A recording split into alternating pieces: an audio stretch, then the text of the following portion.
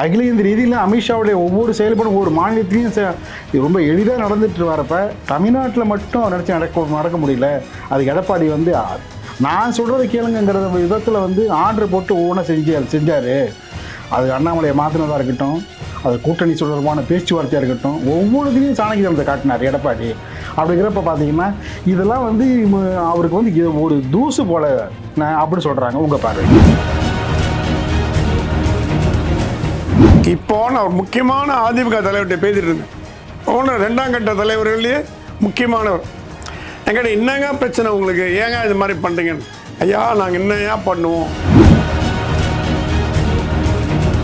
பாஜக என்ற ஒரு மாபெரும் கட்சி, ஒரு சக்தி அதிமுகவை கண்ட்ரோலில் வச்சுக்க பார்க்குது.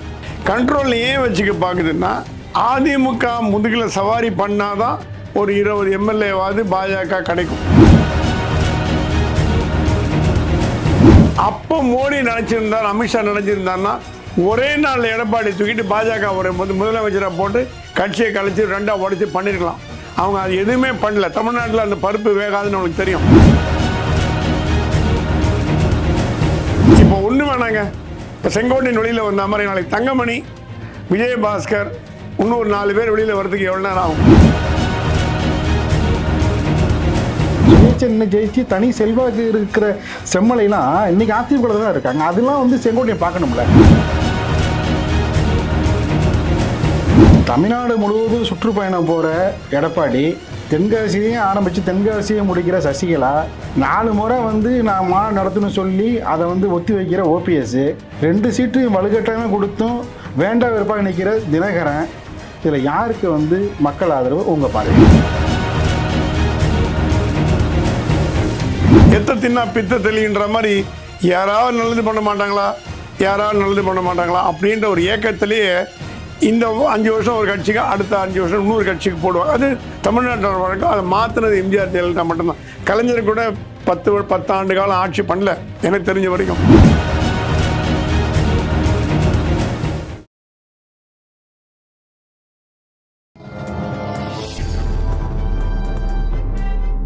பத்திரிகை.com நேயர்களுக்கு இனிய வணக்கம். பரபரப்பான அரசியல் சூழலில் இன்றைக்கு நம்மோடு சிறப்பு விருந்தினராக இணைந்திருப்பவர் பத்திரிகையாளர் பிரகாஷ் எம் சுவாமி அவர்கள். வணக்கம் சார். வணக்கம். செங்கோட்டையினுடைய இன்றைய செய்த சந்திப்பு மிகவும் வந்து முக்கியத்துவம் வாய்ந்ததாக பார்க்கப்படுகிறது. அவரை வைத்து வந்து பாஜக வந்து ஆட்டத்தை ஆட ஆரம்பித்தார். எடப்பாடி கிட்ட வந்து அது முடியுமா? செங்கோட்டையனோட பேச்சோட சாராம்சம் என்னன்னு பார்த்தீங்கன்னா, பாஜகவோட நிலைப்பாடு சிம்பிளாக சொல்லணும்னா ஒற்றுமை, பிரிஞ்சு போனாலும் ஒன்றா வரணும், எல்லாம் ஒன்றா சேரணும். எம்ஜிஆர் அப்படி தான் நினைச்சார், ஜெயலலிதா அப்படி தான் அரவணைச்சார், நீங்கள் மட்டும் ஏன் அரவணைக்காமல் இருக்கீங்க அப்படிங்கிற இந்த கேள்விகள் இதெல்லாம் பார்த்தீங்கன்னா ஒரு அரசியலில் பாடம் படிக்கிறவங்களுக்கு கூட தெரியும் இது பாஜகவின் குரலாக எதிரொலிக்குதுன்னு. சரி, நீங்கள் கேட்கலாம், எப்படிங்க அதிமுகவோட கூட்டணி வச்சுட்டு எப்படிங்க வந்து அவருக்கு எதிராக கொம்பு செய்ய விட முடியும்? கேள்வி முன்வைக்கப்படுகிறது.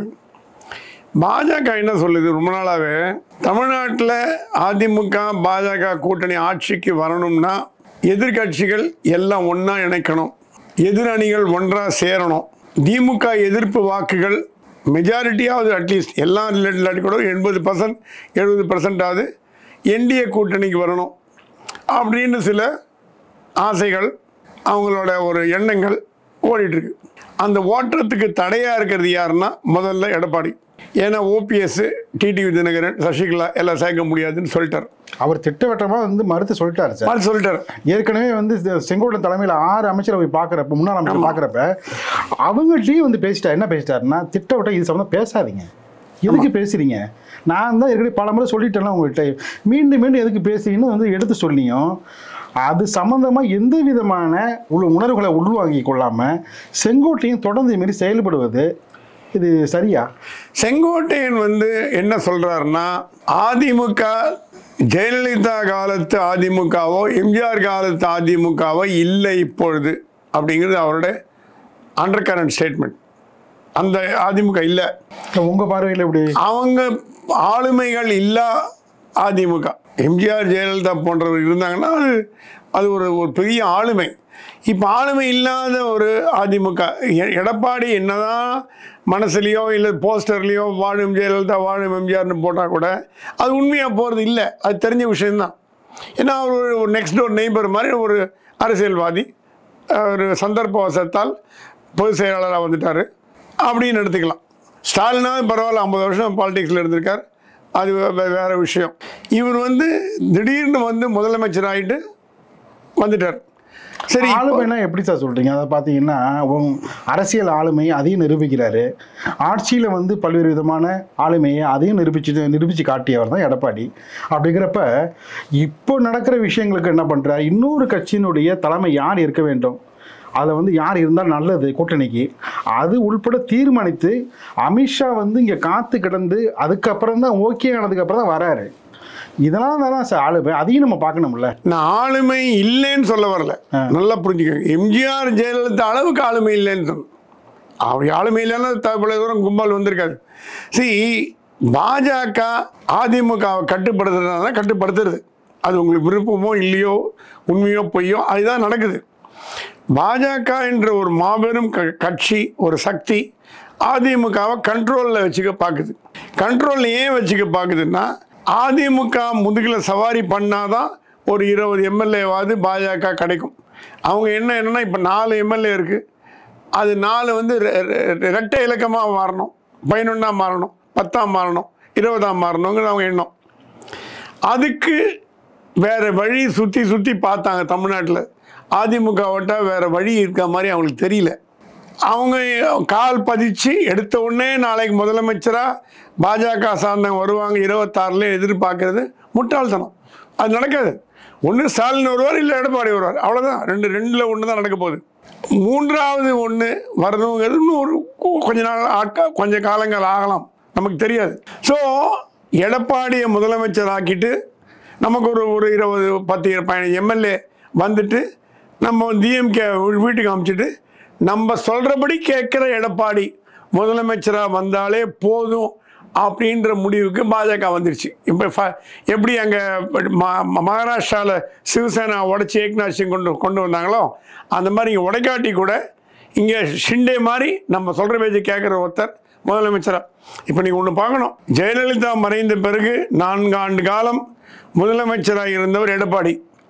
அப்போ மத்தியில் இருந்தது பாஜக தான், காங்கிரஸ் இல்லை, பாஜக தான் இருந்து மோடி தான் பிரைம் மினிஸ்டராக இருந்தார்.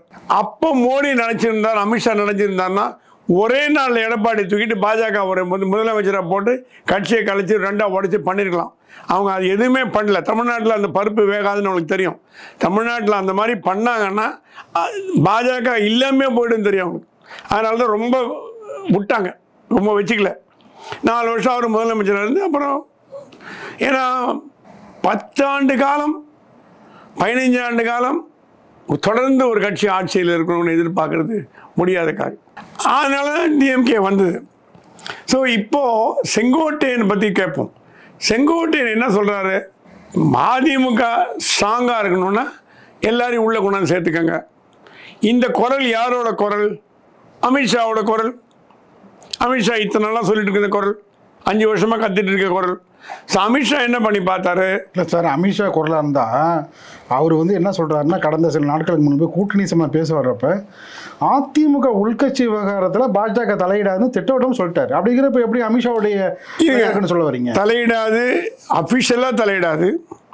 அப்படி பார்த்தீங்கன்னா மனம் உவந்து எடப்பாடி இந்த கூட்டணியை ஒத்துக்கினாரா? அதுக்கு பதில் சொல்லுங்கள். இந்த அதிமுக பாஜக கூட்டணிக்கு மனம் உவந்து எடப்பாடி ஒத்துக்கினாரா அப்படின்ற கேள்விக்கு பதில் சொன்னால் நீங்கள் கேட்குற அடுத்த கேள்விக்கு ஆட்டோமேட்டிக்காக பதில் வந்துடும். நிர்பந்தத்தின் பேர் தானே வந்திருக்காரு. ஒவ்வொரு கட்சியும் வந்து விருப்பப்பட்ட அன்றைக்கி வந்து கூட்டணியில் இருக்கிறாங்க. ஒவ்வொரு அணிலையும் தேசிய ஜனநாயக கூட்டணியில் இருக்கிற கட்சிகளை சேர் தான், இந்தியா கூட்டணியில் இருக்கிற கட்சிகளை சேர் தான். ஏதோ ஒரு எதிர்காலம் நலன் கருதி தானே இருக்காங்க சார். எதிர்காலம் நலன் கருதி இருக்கலாம். யாரோட நலன் அதிகம் அப்படிங்கிறது அங்கே ஒரு பெய்யாது. இந்த கூட்டணியினால் பாஜகவுக்கு அதிக நலனா அதிமுகவுக்கு அதிக நலனா? இவர் பாஜக என்ன சொல்லுது? உங்களை முதலமைச்சர் ஆகிறோம், உங்களை நாற்காலியில் உட்கார ஆகிறோம், உங்கள் ஆசை என்ன? முதலமைச்சர் தான் நானும் பண்ணிடுறோம், நீங்கள் நம்ம முதலமைச்சராக உட்காருங்க, மீதியை நாங்கள் பார்த்துக்கிறோம். அப்போது எடப்பாடி என்ன சொல்கிறாராம்? என்னை முதலமைச்சர் ஆகிட்டால் போதும், நீங்கள் ஓபிஎஸ் கிபிஎஸ்லாம் கிட்ட கொண்டாடாதீங்க, நான் கட்சி நீங்கள் பார்த்துக்கலாம், நான் நடத்துகிறேன். இது எப்படி போகுதுன்னா, ஒரு விதத்தில் பார்த்தீங்கன்னா இன்டைரக்டாக அதிமுகவை பாஜக கண்ட்ரோல் பண்ணுறதான்னு கேட்டிங்கன்னா எனக்கு தெரிந்த வரையில் ஆமாம் தான் நான் சொல்லுவேன். இன்டைரக்டாக, டைரெக்டாக கண்ட்ரோல் கிடையாது. இப்போ ஒன்று வேணாங்க, இப்போ செங்கோட்டையின் வெளியில் வந்த மாதிரி நாளைக்கு தங்கமணி, விஜயபாஸ்கர், இன்னும் ஒரு 4 பேர் வெளியில் வரதுக்கு எவ்வளோ நேரம் ஆகும் சார்? எத்தனை பேர் வெளில போனாலும் எல்லாத்தையும் சமாளிக்கக்கூடிய சூழலில் எடப்பாடியோடைய ஒவ்வொரு நாளும் வந்து அவர் போகிற இடமெல்லாம் வந்து அது நிரூபிக்கிற வகையில் அந்த செயல்பாடுலாம் இருக்குது. அகில இந்த ரீதியில் அமித்ஷாவுடைய ஒவ்வொரு செயல்பாடும் ஒவ்வொரு மாநிலத்திலையும் ரொம்ப எளிதாக நடந்துட்டு வரப்ப தமிழ்நாட்டில் மட்டும் நினச்சி நடக்க முடியல. அது எடப்பாடி வந்து நான் சொல்கிறத கேளுங்கிற விதத்தில் வந்து ஆர்டர் போட்டு ஒவ்வொன்றா செஞ்சார். அது அண்ணாமலையை மாற்றினதாக இருக்கட்டும், அது கூட்டணி தொடர்பான பேச்சுவார்த்தையாக இருக்கட்டும், ஒவ்வொருத்தையும் சாணக்கியத்தை காட்டினார் எடப்பாடி. அப்படிங்கிறப்ப பார்த்தீங்கன்னா இதெல்லாம் வந்து அவருக்கு வந்து ஒரு தூசு போல அப்படி சொல்கிறாங்க. உங்கள் பார்வை நீங்கள் சொல்லிட்டீங்க. ஒரு கட்சி ஜெயிக்கிறதுக்கு தலைவர்கள் முக்கியம், தொண்டர்களும் முக்கியம். அதான் சார், தொண்டர்கள் சேலத்தில் எடுத்தீங்கன்னா, நாமக்கல் எடுத்தீங்கன்னா தங்கமணி இல்லைன்னா வேலை ஆகாது. அதே மாதிரி கோவை பெல்ட்டில் உங்களுக்கு வந்து ஒருத்தர் வேணும். இப்போ இருக்கிற தலைவர்கள் எல்லாருமே இப்போது கோபியில் செங்கோட்டையன் எத்தனை வருஷமாக தொடர்ந்து ஜெயிச்சிட்டார்? அவரை பீட் பண்ண முடியுமா? அப்போ கூட கேட்டான் நான் எம்ஜிஆர்கிட்ட. எம்ஜிஆர் சொன்னான், எம்ஜிஆர்ன்ற பேரை சொல்லி நீ ஜெயிப்ப அப்படின்னு சொல்லி ஜெயிக்க வச்சான்னு சொன்னார். முதல்ல வந்து சத்தியமங்கலத்தில் நிற்க சொன்னார். ஆமாம், முதல்ல நிற்க சொல்றது சத்தியமங்கலம் தான். அதை யோசிச்சாரு. நீ இல்லையா, நான் வந்து நீ ஜெயிக்க போற என்ன, அது நான் கேரண்டி அப்படின்னு சொன்னார். அதில் விட என்ன ஒரு விஷயம் என்ன பார்த்தீங்கன்னா, அது செம்மலையெல்லாம் சுயேட்சை நின்று ஜெயிச்சவர். சரி, நான் என்ன சொல்கிறேன், ஒரு கட்சியோட வெற்றிக்கு சுயேட்சை நின்று ஜெயிச்சு தனி செல்வாக்கு இருக்கிற செம்மலையெல்லாம் இன்னைக்கு அதிமுக தான் இருக்காங்க. அதெல்லாம் வந்து செங்கோட்டையன் பார்க்கணும்ல. இல்லை, செங்கோட்டையன் என்ன சொல்கிறாருன்னா, நான் கட்சியை விட்டு வெளியில் போவேன், கட்சியை உடைப்பேன், அந்த மாதிரி எந்த வார்த்தையும் சொல்ல. அவர் கட்சியின் ஒரு மூத்த தலைவராக கட்சி நல்லா இருக்கணும், கட்சி வந்து நல்லபடியாக ஸ்ட்ரெங்க்த்தாக இருக்கணும். பிரிந்தவருக்கு அப்படி என்னங்க பேசிட்டாரு? ஓபிஎஸ் என்ன பேசினாரு, டிடிவி என்ன பேசினாரு, என்ன அப்படி என்ன கட்சிக்கு துரோகம் பண்ணிட்டான்ற வார்த்தையும் கேட்டிருக்காரு. அவர் கேட்காம இல்லை. ஸோ நீங்கள் எல்லாம் ஏன்னா இப்போது இப்போ ஜனக மகத்தில் என்ன தோணும், செங்கோட்டையன் கரெக்டாக, எடப்பாடி கரெக்டாக அப்படின்னு ஒரு கேள்வி வந்ததுன்னா, செங்கோட்டை என்ன தப்பாக சொல்கிறாருப்பா, எல்லாம் இணையணும்னு சொல்கிறாரு, இணைஞ்சிட்டு போங்களேன், பின்ன வந்துட்டு போகிற அப்படி தான் எண்ணம் வருமே தவிர, எடப்பாடி சொல்கிற மாதிரி எதுக்கு அவங்கள உள்ளே கூப்பிட்டுக்கணும்? இப்போ நான் ஒரு முக்கியமான அதிமுக தலைவர்கிட்ட பேசிட்டு இருந்தேன். ஒன்று 2ஆம் கட்ட தலைவர்கள்லேயே முக்கியமானவர். என்கிட்ட என்னங்க பிரச்சனை உங்களுக்கு, ஏங்க இது மாதிரி பண்ணுறீங்கன்னு. ஐயா, நாங்கள் என்னையா பண்ணுவோம், ஓபிஎஸ் வந்தால் அவர் பாட்டு இருந்துட்டு போகிறாரு, அவர் என்ன பண்ணணும் பண்ண போகிறதில்ல. டிடிவினா அவர் ஏதோ வராது பாரு, இருந்துட்டு போகிறாரு, எம்பியாக இருந்தவர். அப்படி பார்த்தீங்கன்னா டிடிவி அம்மாவால் ஓரங்கட்டப்பட்டவர் அப்படின்னு எடப்பாடி சொல்கிறாரு. எடப்பாடி அம்மாவால் ஓரங்கட்டப்பட்டவர் தானே. ஜெயலலிதா இருந்த வரைக்கும் யார் ஓரங்கட்டப்படுவாங்க, யார் ஓரங்கட்டப்பட மாட்டாங்கன்னே தெரியாது. இன்றைக்கி மந்திரி, நாளைக்கு மந்திரி இல்லை. செந்தில் பாலாஜி ஒரே நாளில் மந்திரி இல்லை. ஸோ அந்த கால்குலேஷன் ஒத்து வராது. எடப்பாடி ஓரங்கட்டி மறுபடியும் சேர்த்துக்கிட்டாங்க ஜெயலலிதா. டிடிவி முகத்திலேயே முழிக்கணும்னு சொன்னாங்க. அது சசிகலா குடும்ப பிரச்சனை காரணம் இல்லை சார். மோரம் கட்டி மறுபடியும் சேர்த்துட்டாங்க, எடப்பாடி சேர்த்துட்டாங்க. தினகரனை வந்து முகத்திலேயே முழிக்க கூடாது என்ன அப்படின்னு சொன்னாங்க. சரி, எத்தனை வாட்டி சசிகலா வெளியில் போயிட்டு உள்ளே வந்தாங்க? 2011 சசிகலா 2 வாட்டி போயிட்டு சார். சசிகலா சார்பு இருக்கிற எல்லாரையுமே வந்து பேசுவதற்கு, துணிச்சலாக பேசுவதற்கு 2011 டிசம்பர் நடந்த பொதுக்குழு அப்போ கேபி முனுசாமி தான் பேசுகிறார். ஆமாம், ஜெயலலிதா பிடிச்சி வச்சா பிள்ளையார், விட்டு எறிஞ்சா சாணி அப்படின்னு பேசுகிறார். கேபி முனுசாமி துணிச்சலாக பேசுகிறார் இல்லைங்களா. அன்னைக்கே வந்து கேபி முனுசாமிக்கு ஒரு விதமான வேறு விதமான அரசியல் நகர்வுகளை வந்து அன்னைக்கு முடிவு பண்ணாங்க. அது வந்து உங்களுக்கு அரசியல் பார்வையாளர் இருக்கிற உங்களுக்கு நல்லாவே தெரியும். அது கொஞ்சம் கொஞ்சமாக வந்தது. 2014 அது வெடிச்சது. கேபி முனுசாமி வந்து கட்சியிலேருந்து வெளியேற்றப்பட்டாங்க. மறுபடியும் வந்து பார்த்தீங்கன்னா அந்த சமயத்தை அவர் எதிர்பார்த்துருந்தாரு. அந்த கணக்கை வந்து மட்டும் தீர்த்துக்கிட்டாரு. செங்கோட்டையனே அம்மா ஓரம் கட்டினாங்களே. ஜெயலலிதா எம்ஜிஆரோட டூர் ப்ரோக்ராம் போடுறது செங்கோட்டையன் தான் சார். அவரே ஓரம் கட்டாங்களா. அப்புறம் ஜெயலலிதா மறைந்த பிறகு தான் எடப்பாடி அவருக்கு மந்திரி பதவியே கொடுத்தார். ஸ்கூல் எஜுகேஷன் மினிஸ்டர் கொடுத்தார், சீனியர்னு சொல்லிட்டு. இல்லை, அதை நினச்சி பார்க்கணும்ல. இல்லை, அதை நினச்சி பார்த்து தான் அவர் கட்சியை வந்து இப்போ வந்து பலப்படுத்தணுங்கிறாராம். அவர் என்ன செங்கோட்டையனோட பேசலை.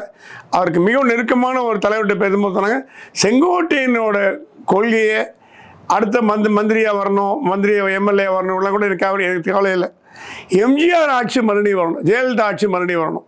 அதுக்கு உண்டான வேலையை நீங்கள் பண்ணுங்கள். இப்போது பொதுச் செயலாளர்ன்ற முறையில் நீங்கள் நல்லா போனால் பாராட்ட போகிறது நாங்கள் தான், தவறாக போனால் எடுத்து சொல்லக்கூடிய நாங்கள் தான். அந்த நிலைமையில் நாங்கள் இருக்கோம். நாங்கள் வந்து உங்களுக்கு சீனியர், எடப்பாடிக்கு சீனியர் இவர் செங்கோட்டையன். ஸோ நீங்கள் நல்லா பண்ணால் பாராட்டுறோம், தவறான பாகையில் போனால் சொல்கிறோம். அந்த ஆட்டிடியூட் தானே தவிர அவரால் கட்சிக்கு பங்கம் வராது, அவர் கட்சி விட்டு வெளில போக மாட்டார்னு அவருக்கு நெருக்கமான ஒரு ஈவினிங் என்கிட்ட பேசினார்.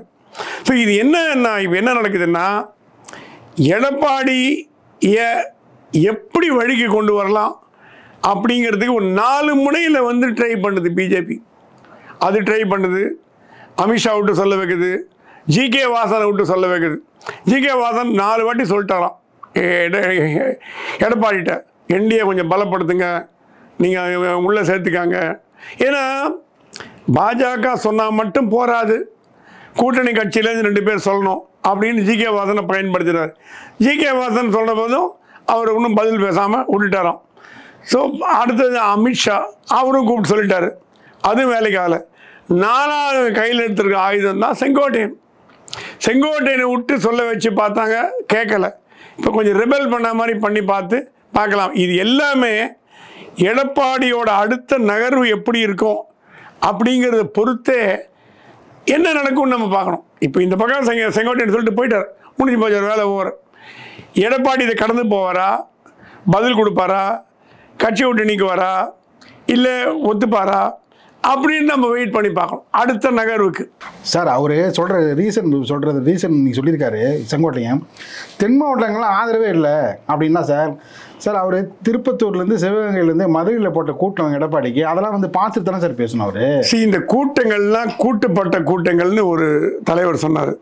ஏன்னா இப்போ எடப்பாடி என்ன பண்ணிட்டாரா, முன்னாள் மந்திரிகள்லாம் கூப்பிட்டு அடுத்த மந்திரி சபையில் உனக்கு சீட்டு வேணும்னா நீ இவ்வளோ ரூபா கட்சி நிதி கொடுக்கணும், 200 கோடி 150 கோடி கொடுக்கணும், இந்த மாவட்டங்கள் சுற்றுப்பயணம் பொறுப்பு எடுத்துக்கணும். அதில் பழைய மந்திரியில் 3 பேர் அதுக்கு அக்ரிமெண்ட்டை போட்டு சைன் பண்ணிட்டாங்க. அவங்களோட கூட்டப்பட்ட கூட்டம், அவங்க கூட்டம் வந்திருக்கு இல்லைன்னு சொல்ல, கூட்டம் எப்படி வரும், யாராவது கூட்டினா தானே வரும். அவங்களாம் வந்து நிற்பாங்களான்னு அதுக்கு முயற்சி எடுத்து அவங்களுக்கு சாப்பாடு வாங்கி கொடுத்து பணம் கொடுத்து கிடுத்து பண்ணோம். அந்த மாதிரி செய்ய வேலைகள் சில அமைச்சரிடம், முன்னாள் அமைச்சரிடம் கொடுக்கப்பட்டிருக்கு. அந்த அமைச்சர்கள் பண்ண வேலை இது நல்ல மூவ் தான். ஏன்னா எடப்பாடிக்கும் கட்சிக்கும் நிதி வருது, அவர் கட்சியிலையும் ஹார்ட் ஒர்க் பண்ணுறாங்க. எல்லா மாவட்டத்திலையும் இந்த மாதிரி நடக்குமான்னு கேட்டிங்கன்னா நடக்காதுன்னு நான் சொல்லுவேன். ஏன்னா எல்லா மாவட்டம் நடக்காது. இல்லை, அவர் போன எல்லா மாவட்டத்துலையுமே வந்து கூட்டங்கள் எல்லா இடத்துலையுமே நல்லா தான் இருந்தது. எல்லாருமே ஆர்கனைஸ் பண்ணவங்களாம் வந்து பெஸ்ட்டாக தான் பண்ணி போன மாவட்டங்களில் அது இப்போ அவர் போன மாவட்டங்களே நடந்திருக்கு. வரும் மாவட்டங்களில் என்ன நடக்க போகிறதுன்னு பார்க்கணும். அதுதான் இவர் சொல்கிறாரா, இந்த கூட்டம் வாக்காக மாறுமா அப்படின்னு. அது அடுத்த கேள்வி வருது. இப்போது எப்பவுமே சொல்லுவார், கும்பல் வந்தால் ஓட்டாக வராதும்பார். அந்த மாதிரி வந்து இந்த மக்கள் எல்லாம் உண்மையாக அதிமுகவினரா அப்படின்ற ஒரு கேள்வி எழுதில்ல.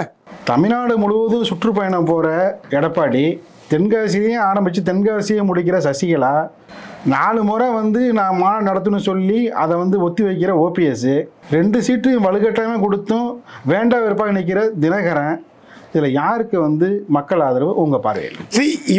இவங்களோட நடவடிக்கையினால நீங்கள் வந்து அப்படி பார்த்தீங்கன்னா, பாராளுமன்ற தேர்தலில் ஓபிஎஸ் வந்து எந்த இடத்துல வந்தார்னு உங்களுக்கு தெரியும்.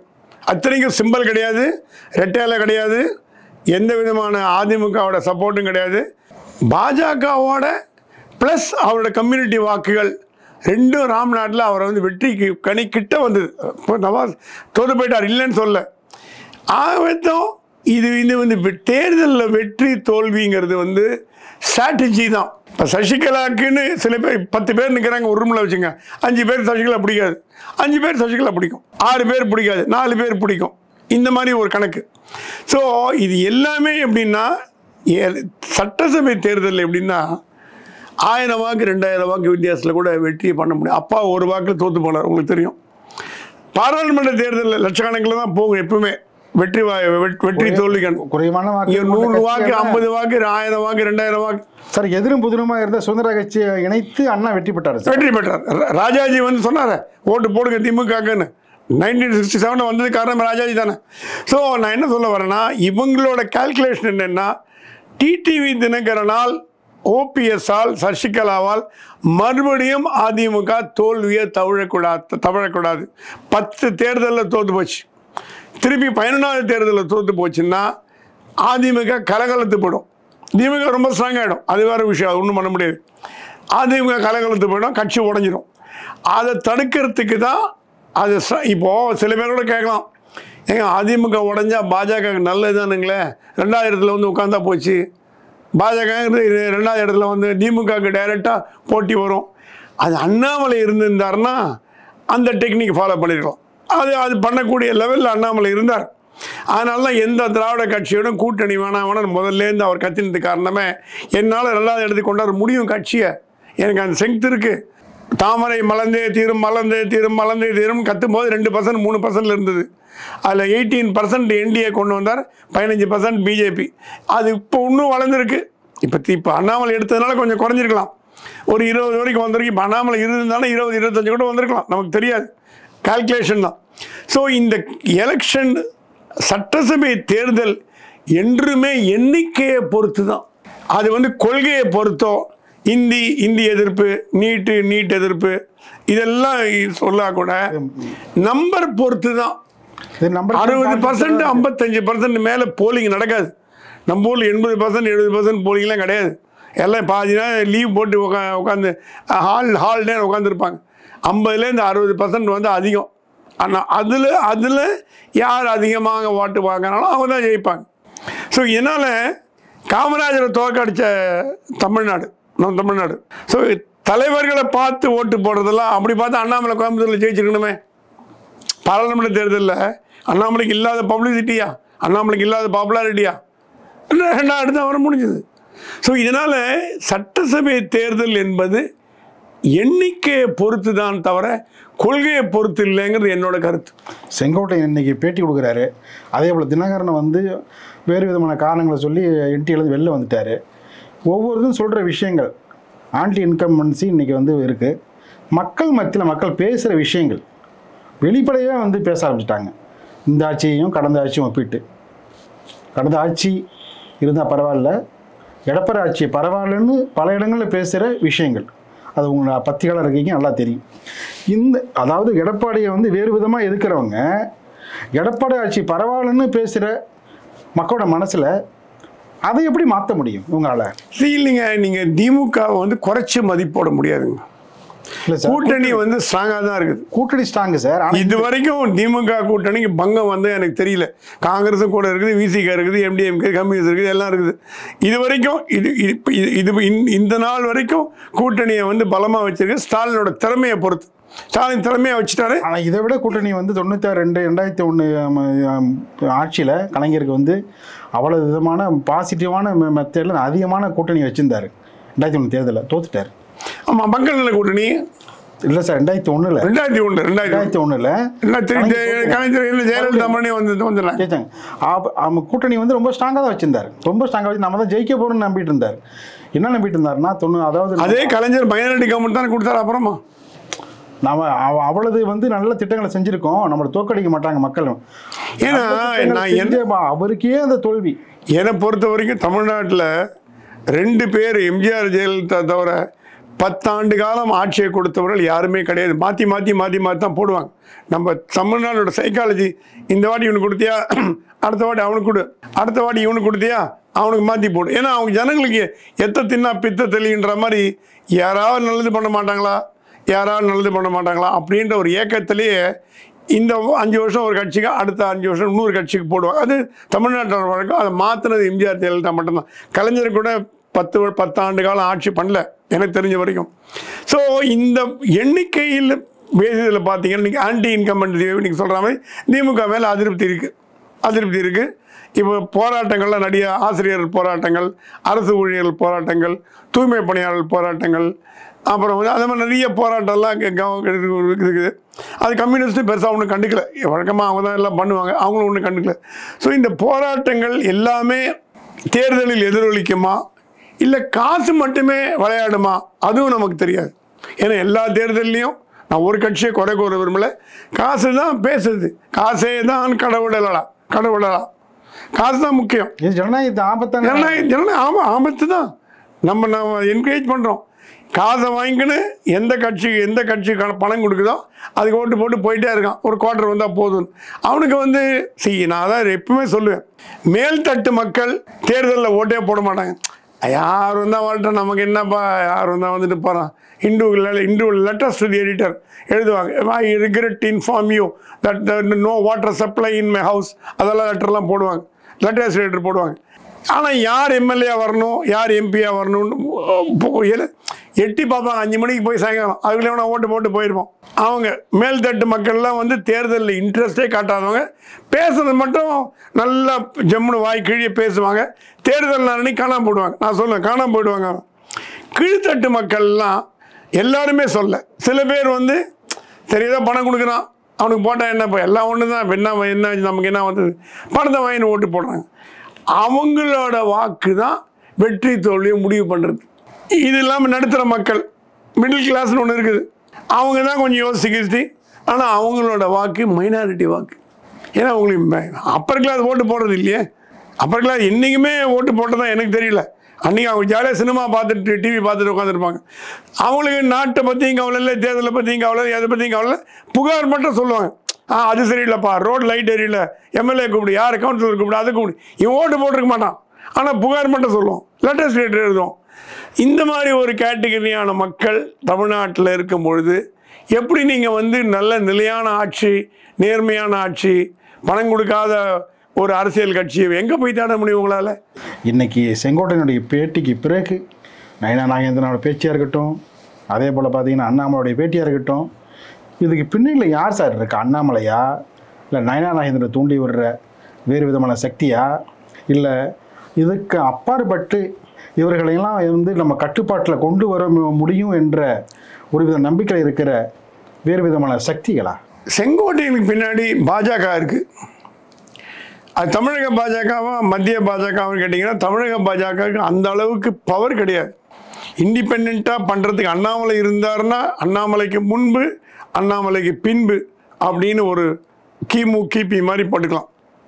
அண்ணாமலை இருந்தாருன்னா அவர் முடிவு எடுத்துகிட்டு போயிட்டு இருப்பார், ஆக்ஷன் எடுத்துகிட்டு போயிட்டு இருப்பார். அண்ணாமலைக்கு பிறகு வந்த தலைமைக்கு அந்த அளவுக்கு ஒரு ஒரு ஒரு ஒரு தந்திரமாக செயல்பட்டு கொண்டு வந்து பண்ணுற அளவுக்கு சாமர்த்தியம் இருக்கான்னு தெரியல.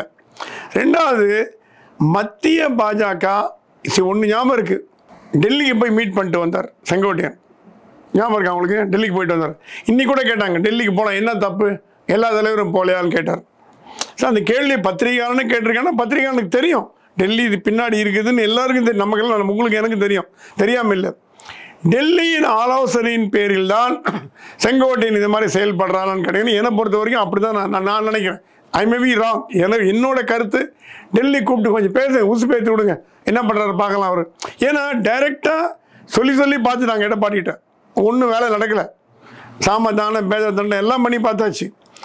இந்த மாதிரி ஏதாவது ஒரு வழியில் போய் அவங்களுக்கு எப்படியாவது டிடிவி ஓபிஎஸ் உள்ளே கொண்டு வரணும். என்ன சொன்னார், நான் பேசி பார்க்குறேன்னு சொன்னார். நீங்கள் அவர்கிட்ட பேசி பார்க்குறதுனால ஒன்றும் ப்ராப்ளம் இல்லை. அவர் என்டிஏக்குள்ளே வர்றதை எடப்பாடி ஒத்துக்க மாட்டேங்கிறாரு. அவங்க நாளைக்கு தான் வந்துடுவாங்க. ஓபிஎஸும் சசிகலாவும் டிடிவி தினகரனும் வாங்கன்னா வர தயாராக இருக்காங்க. அதில் எந்த விதமான சிக்கலும் இல்லை. அதுக்கு எடப்பாடி அப்ரூவல் கொடுக்கணுமே, அங்கே தானே சிக்கல் இருக்குது உங்களுக்கு. அந்த சிக்கலை தீக்காமல் நீங்கள் அவங்க உள்ளே கொண்டு வந்து அப்புறம் இவர் போயிட்டாருன்னா முதலுக்கே மோசமாயிடுமே. ஸோ இந்த பேலன்சிங் ஆக்டை தான் வரும் நாட்களில் பிஜேபி எப்படி செய்ய போகிறது. செங்கோட்டையன் வழியாக ப்ரெஷர் கொடுத்து பார்த்து, இல்லை எடப்பாடிகிட்ட ப்ரெஷர் கொடுத்து, இன்னும் கொஞ்சம் ப்ரெஷர் கொடுத்து பார்த்து, இன்னும் பேசி பார்த்து அவரை பணிய வைக்க முடியுமா அப்படிங்கிற பார்த்து என்டிஏவை கட்டமைத்து ஒரு பலமான என்டிஏவை பாஜக அமைக்கணும். அப்படின்னா அதற்கு இன்னும் முயற்சிகள் தேவை, இன்னும் கொஞ்சம் கூடுதலாக உழைப்பு தேவை, இன்னும் கொஞ்சம் எடப்பாடியை கன்வின்ஸ் பண்ணோம். எடப்பாடிக்கு நிறைய தைரியம் வரணும். இவங்க உள்ளே வர்றதுனால நமக்கு ஒன்றும் பிரச்சனை இல்லைப்பா அப்படின்ற தைரியத்தை உண்டாக்குறது மத்திய பாஜக தான். ஏன்னா எடப்பாடி இல்லைன்னா பயந்துருவார். மத்திய பாஜக என்ன சொல்லும், சரி இவங்க இல்லாட்டி கூட பரவாயில்ல, இவங்க 3 பேர் உள்ளே வருவானா, நாளைக்கு நீங்கள் தான் முதலமைச்சர்னு என்ன கேரண்டி அப்படின்னு ஒரு கேள்வி கேட்டு வச்சுக்கோங்க, எடப்பாடி ஆடி போயிடுவார். ஏன்னா இதெல்லாம் முடிவு பண்ணக்கூடிய சக்தி டெல்லிகிட்ட இருக்கு. நம்ம விரும்புகிறோமோ விரும்பலையோ இவர்கிட்டையும் ஒரு சக்தி இருக்கு, எடப்பாடி சிவசக்தி இருக்கு. இந்த சிவசக்தி வச்சு தான் டெல்லி பாலிடிக்ஸ் இருக்கு. நாளைக்கு அதிமுக 2ஆ உடைச்சு மகாராஷ்டிரா மாதிரி பண்ணுறதுக்கு எவ்வளோ நேரம் ஆகுது? சரி, டெல்லி என்ன வேணா பண்ணுங்க. டெல்லி அமித்ஷா வந்து இதுதான் பண்ணுவார் அப்படின்னு நீங்கள் எதிர்பார்க்க முடியாது. எந்த லெவலுக்கு போகக்கூடிய மனுஷர் தான் அமித்ஷா. அவர் வந்து அரசியலில் அவர் சாணக்கியர்னு சொல்கிறாங்க, அது இருந்தாலும் உண்மைன்னு தெரியல. ஆனால் சாணக்கியத்தனமெல்லாம் நிறைந்த ஒரு மனிதப்பட்ட அந்த சாணக்கியத்தனத்தையும் வந்து ஒரு சிவசக்தி மூலயமாக வந்து எடப்பாடி கண்ட்ரோல் வச்சிருக்காரா? இல்லை, வச்சிருக்கலாம். நான் என்ன சொல்கிறேன், எடப்பாடிக்கு தைரியத்தை கொடுக்க வேண்டியது மத்திய பாஜகவோட கடமை. ஆனால் ஐயா நீங்கள் தான் ஐயா முதலமைச்சர் 5 வருஷத்துக்கு ஆட்சியை பிடிச்சிங்கன்னா நீ அதை கவலைப்படாதீங்க, நாங்கள் தலையிட மாட்டோம் அப்படின்ற நம்பிக்கையை கொடுத்தாங்களா, கொடுக்க வச்சாங்களா, கொடுத்து அதை இவர் எடுத்துக்கலையா அப்படிங்கிற இன்சைட் டீட்டெயில் நமக்கு தெரியாது. என்ன ஒரு அறைக்குள் பேசின விவகாரங்கள் நமக்கு வந்து பொதுவாக பார்க்குறோம்.